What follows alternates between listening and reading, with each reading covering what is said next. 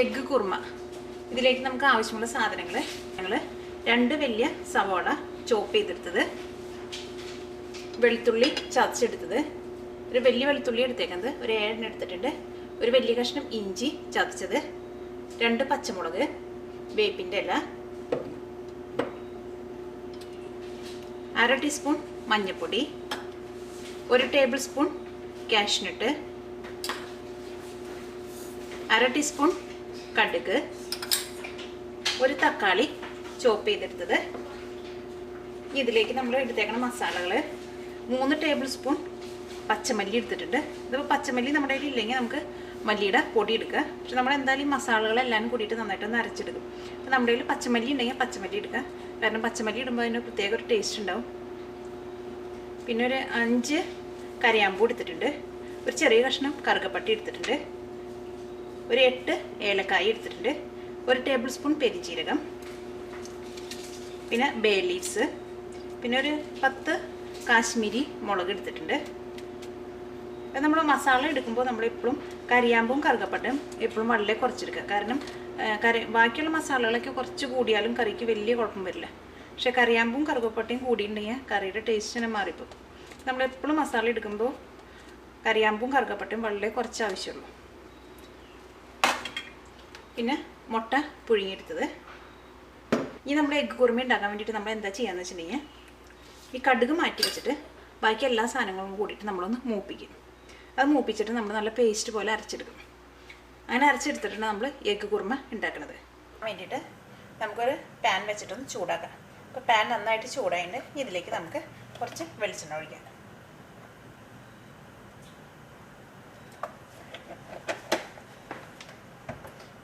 നമ്മുടെ വെളിച്ചെണ്ണ നന്നായിട്ട് ചൂടായിട്ട്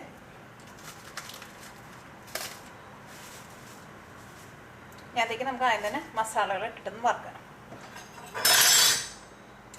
ആദ്യം തന്നെ നമുക്ക് ഉണക്കമുളക് ഇടാം.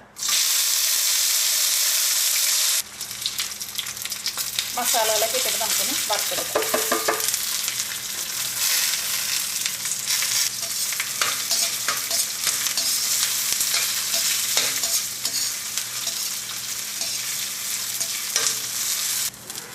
കാഷ്നട്ട് ചേർക്കാം.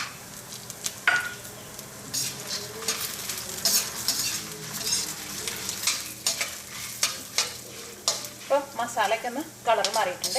ഇതിലേക്ക് നമുക്ക് സവാള ചേർക്കാം. ആദ്യം നമ്മൾ സവാള ചേർക്കാത്തത് എന്താണെന്ന് വെച്ചിട്ടുണ്ടെങ്കിൽ സവാള ഇട്ടിട്ടുണ്ടെങ്കിൽ സവാളയുടെ ഉള്ളിൽ വെള്ളം കൊണ്ട് പിന്നെ നമ്മുടെ മസാലയൊന്നും മുരിഞ്ഞിട്ടില്ല. അതിന് വേണ്ടിയിട്ട് നമ്മൾ ആദ്യം തന്നെ മസാല ഇട്ടിട്ട് മുരിച്ചെടുത്തത്.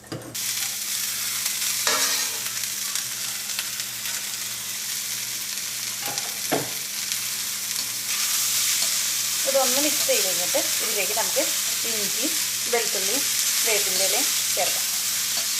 ഇഞ്ചി, വെളുത്തുള്ളി, വേപ്പിൻ്റെ ഇലയും പച്ചമുളകും ചേർക്കാം.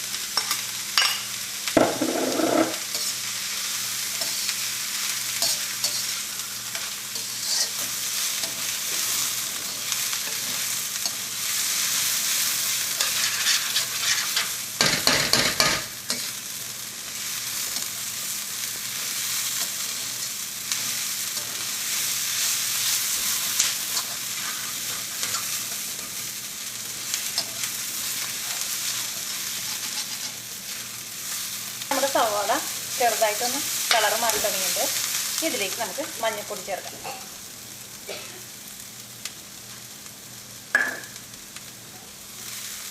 ഇപ്പോൾ നമ്മൾ ഈ കാശ്മീരി മുളകിന് കുറച്ച് എരിവ് കുറവാണ്. നമുക്ക് കറിക്ക് കുറച്ചും കൂടി എരിവ് വേണമെന്നുണ്ടെങ്കിൽ നമുക്ക് നമ്മുടെ മുളക് പൊടിയും കൂടി നമുക്ക് വേണമെങ്കിൽ അത് കുറച്ചും കൂടി ചേർക്കാം.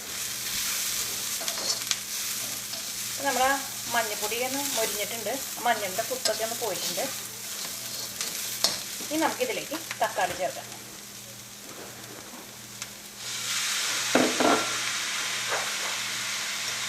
ഇതിലേക്ക് കുറച്ച് ഉപ്പും ചേർക്കാം.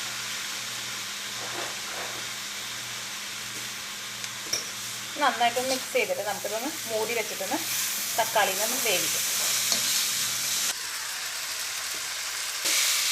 തക്കാളി വെന്തിട്ടുണ്ട്. നമ്മൾ എന്താ ചെയ്യാന്ന് വെച്ചിട്ടുണ്ടെങ്കിൽ നമുക്കത് തീ ഓഫ് ചെയ്തിട്ട് ഇത് മിക്സിയിലിട്ടിട്ട് നന്നായിട്ടൊന്ന് പേസ്റ്റ് പോലെ നമുക്ക് അരച്ചെടുക്കാം.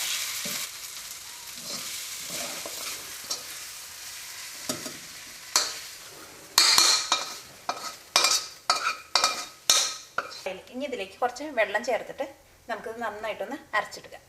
നമ്മുടെ മസാല അരച്ചെടുത്തത് റെഡി ആയിട്ടുണ്ട്. ഇനി നമുക്കിതങ്ങനെ എഗ്ഗ് കുറുമയാക്കാമെന്ന് നോക്കാം. ഈ പാനിലേക്ക് നമുക്ക് കുറച്ച് വെളിച്ചെണ്ണ ഒഴിക്കാം. കുറച്ച് വെളിച്ചെണ്ണ ഒഴിച്ചാൽ മതി. കാരണം നമ്മൾ മസാലയൊക്കെ വറുത്തെടുക്കാൻ വേണ്ടിയിട്ട് കുറച്ച് എണ്ണ ഒഴിച്ചിട്ടുണ്ടായിരുന്നു പറയില്ലേ. നമുക്ക് കുറച്ച് എണ്ണ ഒഴിച്ച് നമ്മുടെ എണ്ണ നന്നായിട്ട് ചൂടായിട്ട് ഇതിലേക്ക് നമുക്ക് കടുക് ഇട്ടിട്ടൊന്ന് പൊട്ടിക്കാം.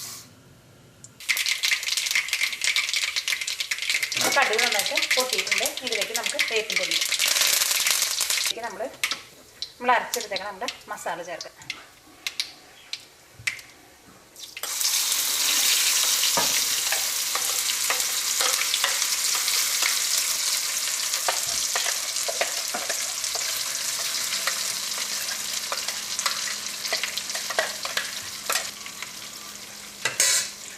നമുക്ക് ജാറിലേക്ക് കുറച്ചുകൂടി വെള്ളം ഒഴിച്ചിട്ട്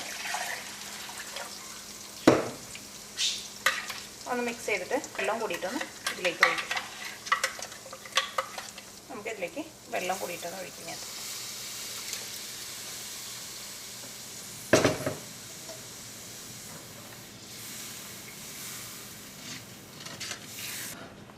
ഇതിലേക്ക് കുറച്ചും കൂടി വെള്ളം ഒഴിക്കാം.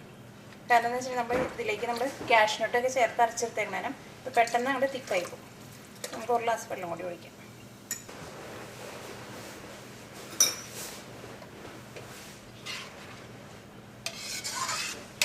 നമ്മൾ കറി നന്നായിട്ട് തിളച്ചു തുടങ്ങിയിട്ടുണ്ട്. ഇനി നമുക്കിതിലേക്ക് മുട്ട ചേർക്കാം. മുട്ട ചേർക്കുമ്പോൾ സാധാരണ മുട്ട കുറുമ ചേർക്കുമ്പോൾ നമ്മൾ മുട്ട 2 കഷ്ണമായിട്ട് പൊളിക്കില്ല. പതുക്കെ ഒരു സൈഡ് പതുക്കെ വന്നാൽ നമുക്കൊന്ന് കട്ട് ചെയ്യാം. അപ്പോൾ ഗ്രേവിയൊക്കെ മുട്ടയുടെ ഉള്ളിലേക്കൊന്ന് കയറും. അപ്പോൾ നമുക്ക് ഇങ്ങനെ തന്നെ ഇടാം.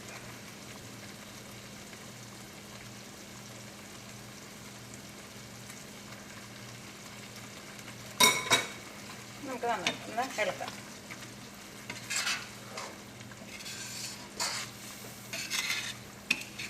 ഇതിൻ്റെ ഗ്രേവി ചെറുതായിട്ടൊന്ന് തിക്കായി കഴിഞ്ഞ് കഴിയുമ്പോൾ നമുക്ക് തീ ഓഫ് ചെയ്യാം. ഇപ്പോൾ നമ്മുടെ കറിയുടെ ഗ്രേവി ഒന്ന് തിക്കായി തുടങ്ങിയിട്ടുണ്ട്. ഈ കറി നമുക്ക് ചപ്പാത്തിയുടെ കൂടെ കഴിക്കാൻ വേണ്ടിയിട്ട് നല്ലൊരു കറിയാണ്. ഇനി നമുക്ക് തീ ഓഫ് ചെയ്യാം. നമുക്ക് ഇതിൻ്റെ മുകളിലേക്ക് കുറച്ച് മല്ലിയില ഇട്ടിട്ടൊന്ന് ഡെക്കറേറ്റ് ചെയ്യാം.